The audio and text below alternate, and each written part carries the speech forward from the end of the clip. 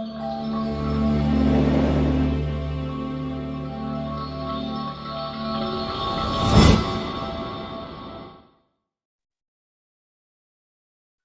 good, everybody? What's going on? Look, if you are missing Book Club tonight, you're missing out. I've got a lot of great information off of tonight's book. So for everybody that makes it out, I much appreciate you. But we want to use this time to talk about a little bit about what we've learned, what we've gathered, so we can prepare ourselves for the year. Each book that we're going to talk about is going to deal with a specific topic for each month. So this month with the daily Forex trading tips and coaching, or the daily trading coach. That book primarily is going to give us everything foundationally that we need to trade, honestly, month to month, week to week, whatever strategy that we utilize, and making sure we can coach ourselves, right? I'm all about making sure you guys are winners as independently as you can be.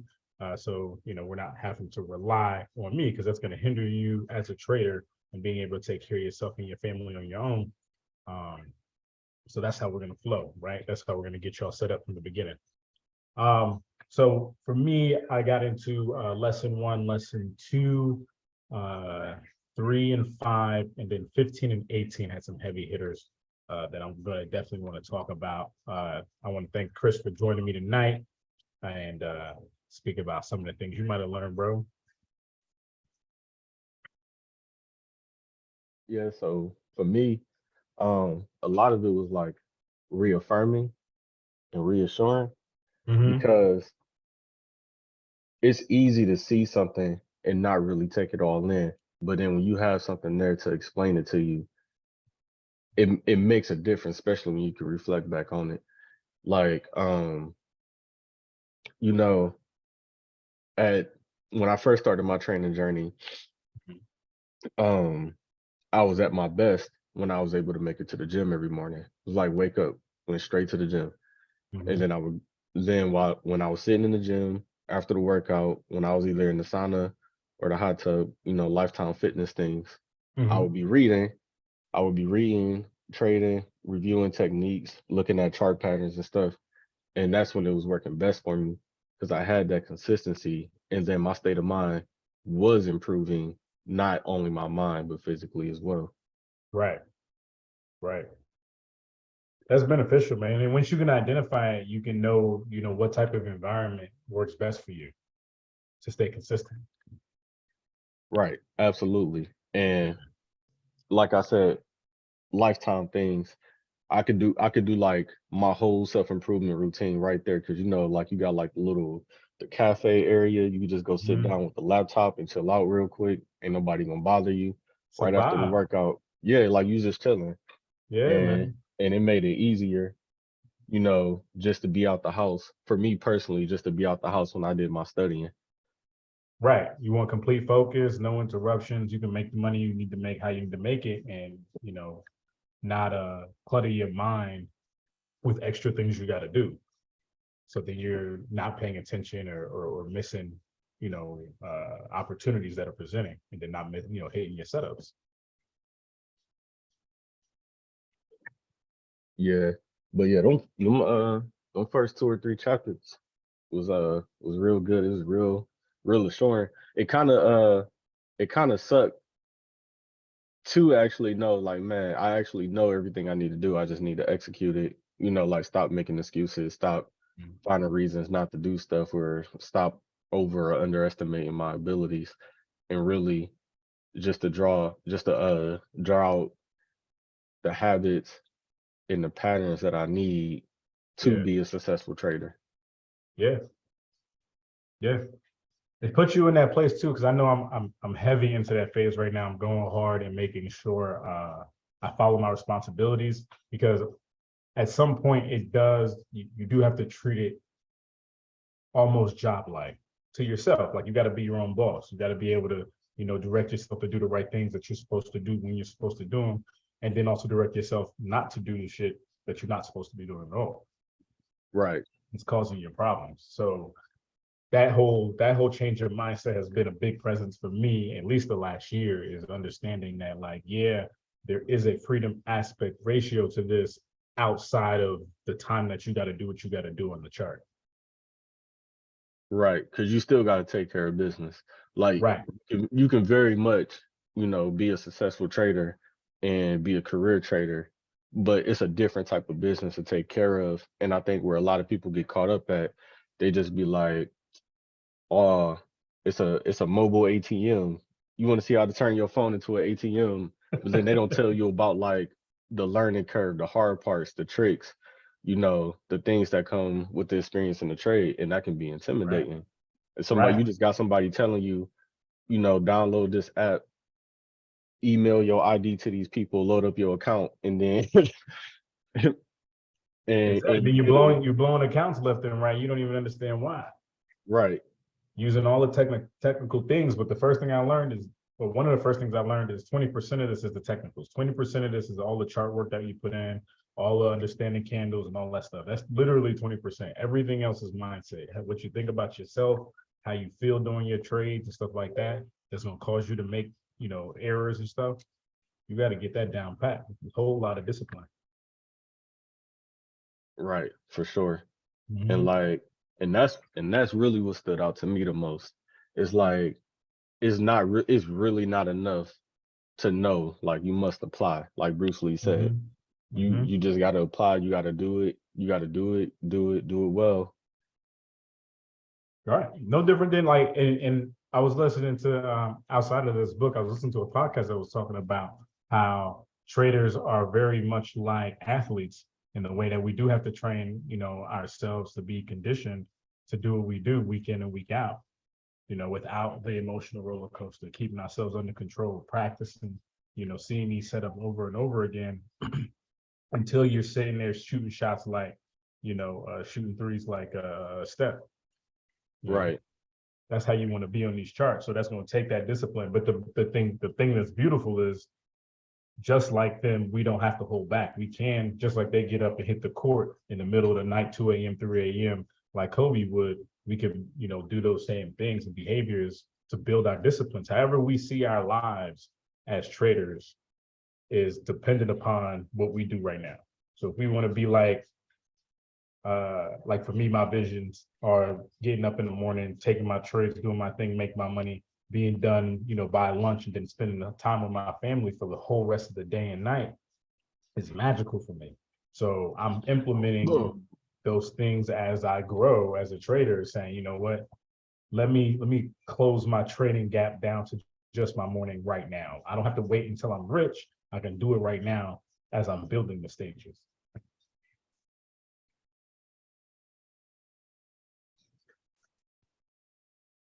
Right.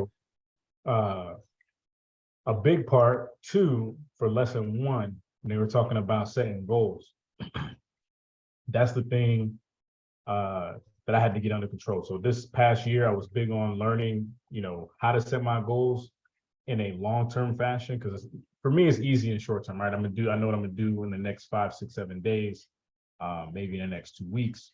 But I'm trying to increase my boundary to know over a 6-month period to 12-month period, saying, okay, for these 6 months, I know I'm going to take, 2 to 3 trades each week, and I can draw out what that looks like how much risk I'm going to take, how much I'm looking to have by the end of each Friday, and I can get a measurement. That's why I love the using our new journal and uh, risk management tool or spreadsheet.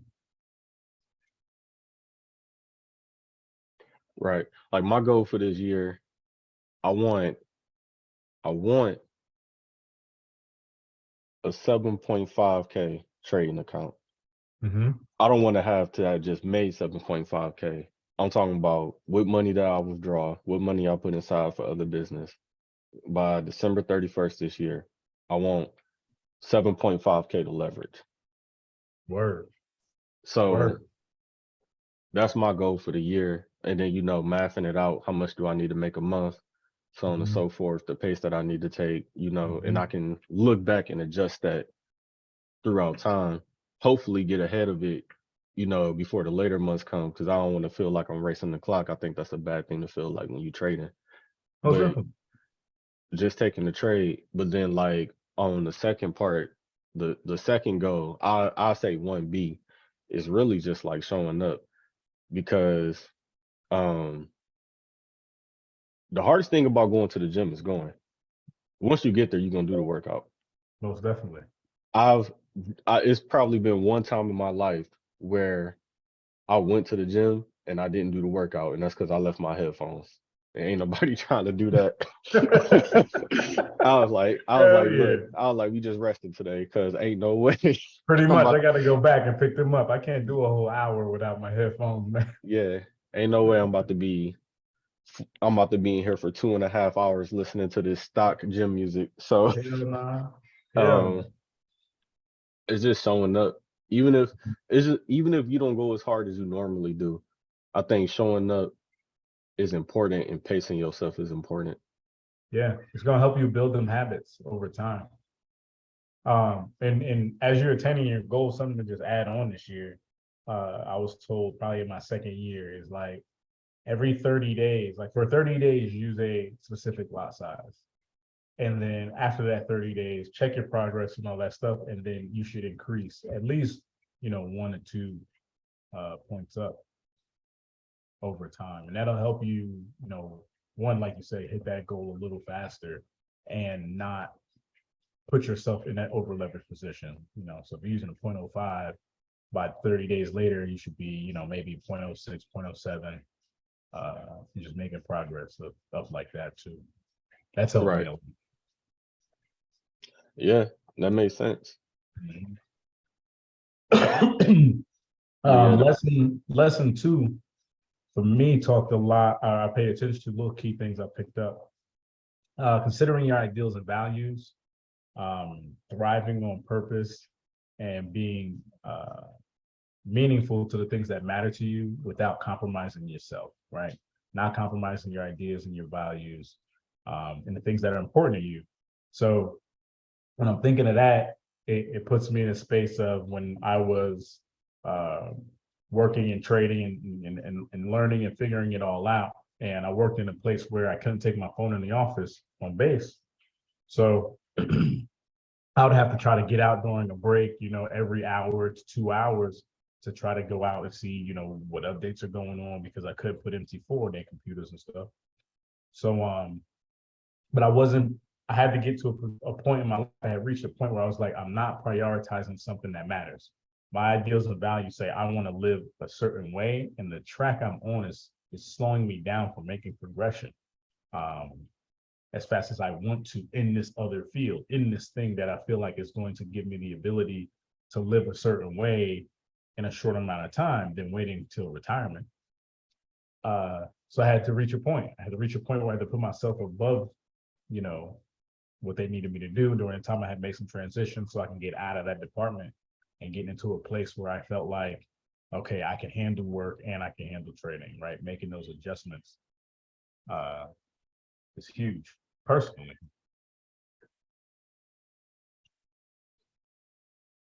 right. Yeah, I know what it's like working in them vaults, working in them Faraday cages, having to leave out Yeah, just man. just for a hot second, and it's a whole process to get in and out. And it Right. gets You got to badge in, you got to put the whole code in and all that stuff. right, So, and then, they clocking you. Like, so the job I was working, they clocking you. So they know your break times. You only got about 15 minutes or so to step out. So I would be like on a chart, find a setup, boom, boom. And this was when I didn't even know how to, manage myself. I was just taking trades because I'm trying to get used to taking them, right? So right, as I saw trades come up on my computer, I'm like, oh, shit, I need to go out and take that real quick. Put me on hold. I'll be right back. But I'm rushing myself and I'm not paying attention. I'm not taking my time. I'm not building the proper habits at all, at all. And it'll transition as you go into each transition from uh finding a position where you can put the most effort into learning and then getting yourself out of the work and trade and balance and figuring out a pattern that works. These are all phases. And then there's this whole phase like I just went through is getting from uh to making it full time. Whole nother transition, whole nother mental battle. right, right. Yeah, I'm fortunate enough to have a position where I can basically do as I will, especially since I have Mhm, like my own office. Nobody's mhm. really there to stop me from doing anything, except That's what's that up. I do manage visitors for like the first part of my day. Yeah. But um sometimes I just be in my office, listening to other people talk about how they trade, what they look for, why they take the things they trade. Hmm. Because, you know, we find value in each other because we all see things differently. Yep. So it's good to learn from the people around us, whether good or bad. You might watch a video and be like, "This dude's a genius," and that same person might make a video on like a different time frame or a different pair, and you might be like, "That dude's an idiot." Right. But but It works for him you though. got to see that. Yeah. You got to be able to see it and identify it for different reasons. Yeah. And like I think what's important too is that there's no problem with copying and learning from copying and seeing how other people's strategies work for you. Like, like if it's already done and it's already terrific, so you just gotta figure out how you can make it work, or at least figure out the things that you can take from it to make it work. But it take Yeah. practice too. Yeah. Because a big thing too, like when Mike came along and gave us the fair value gap strat, I would go in or that tool and it identified something for me that I had to manually, pick out myself. And now having that already pick it out for me has made my life a little easier. So I don't mind adding tools that reduce my time on the chart, right? And Right. that only increases my time back with friends and family, So I'm all with that. I'm all with that. So most definitely, guys, if you don't take anything from lesson two, definitely take prioritizing yourself. Right. Um, Absolutely. The tools on TradingView are great. I was telling my boss this at work because it's a part of our job where she wanted us to do manual calculations, but mhm. it's a script in our program that'll do it for us. And I'd be like, and I told her, I was like, you may feel like you can get it right 100% of the time if you manually go through this list of like 30, 40 things and do the Mhm. math yourself. Mhm. But that computer script is going to get it right 99.999% of the time. And all I got to do is click the button. So that's the speed of trust. Right, If it take you 30 minutes to do something and it only take me 5, and we got a very similar completion rate, give me the 5 minutes. right, and that's gonna matter. That's gonna matter to the company at the end of the year. They're gonna be like, "Well, that's way more efficient. Why are we still doing that? You can save us time and money." Yeah. That's what matters. That's what matters. Next lesson I want to get into. Lesson 15. This is in chapter 2. They talk about trying too hard to make money. This was a big issue I had to fight with. Desperation, highly controlled aggression, and having trading rules. These are the things that's going to protect us. Is having highly controlled aggression, meaning we want to attack the market, we want to take our trades, like we want to take our trades and we want to hold them as long as we want to hold them, but we need to stay controlled. We need to stay aware of what's going on at all times, making sure we have our entries and exits already preset so we're protected and aware of what kind of loss we're going to take. So these trading rules, using that journal, using the risk management, so if I'm only supposed to be making 250, 500, $1,000 on this trade, you need to be following that for some time until your rule says to change that. So implementing rules for myself was a major thing, and following those things day in and day out and staying this help stay consistent, right? Yeah, even with losses, like losses come with the game. So I needed to learn how to manage and control myself during those types of events because it's gonna happen, right? We know that. Right. Yeah.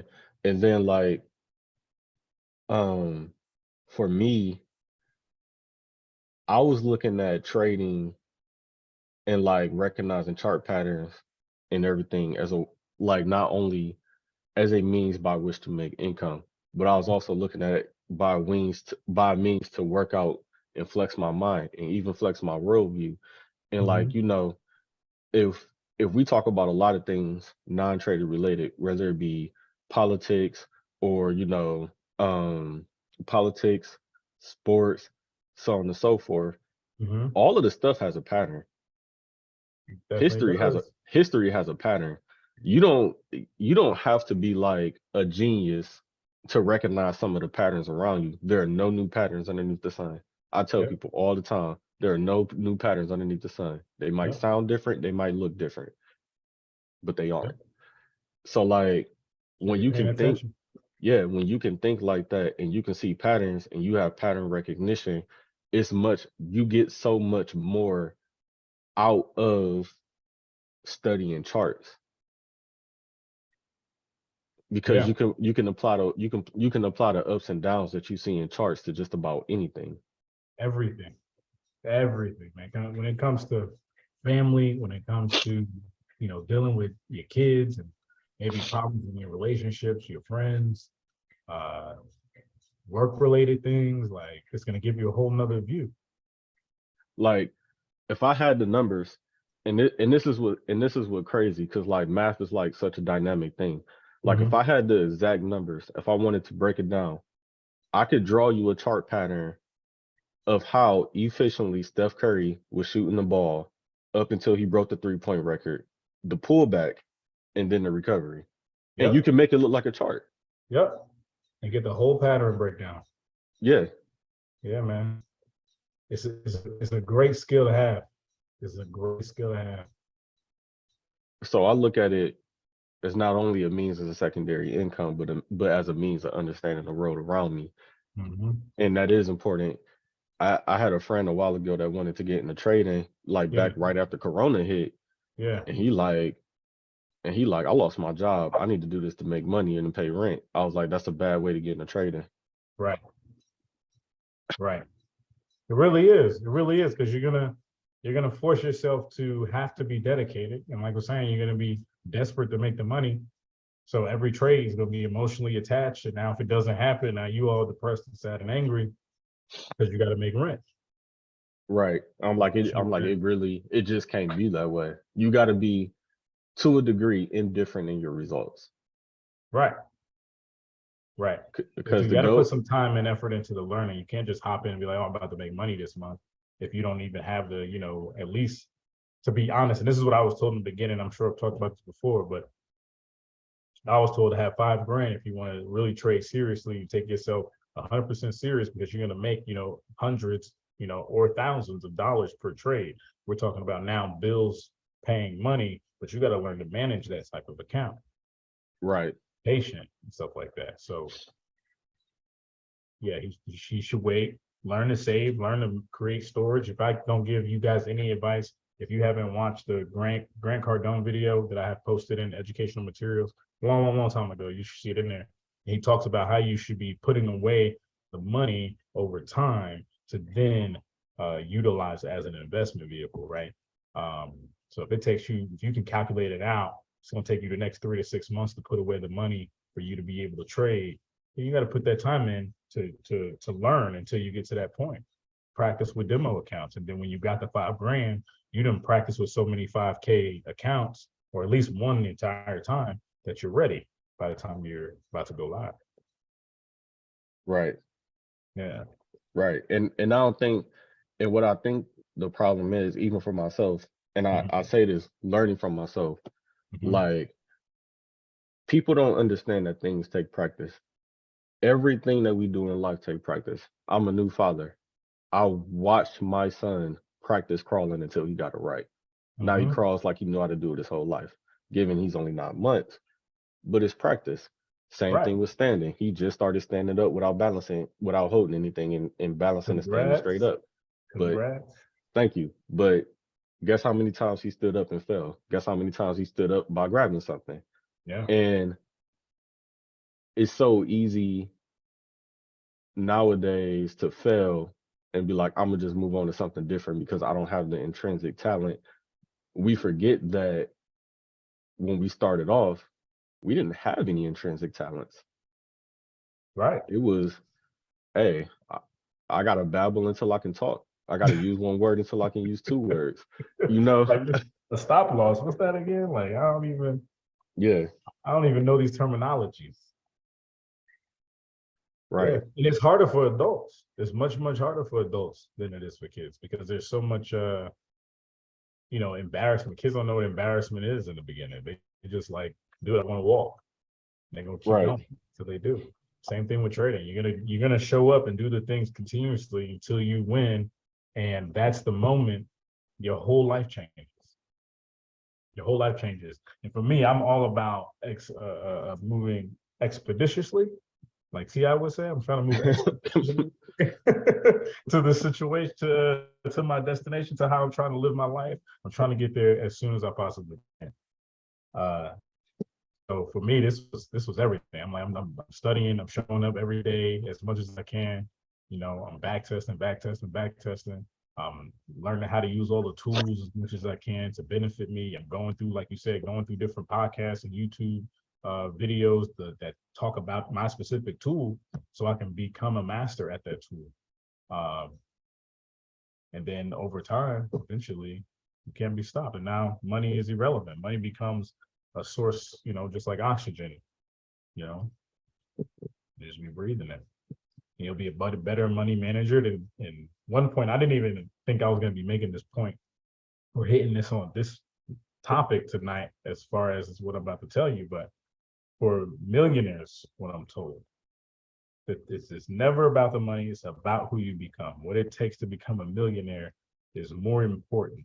The mindset you'll have is more important than the money will ever be. Because you can lose all the money, but the person you'll become after pushing yourself to attain that value could be major if you do it the right way. Yeah.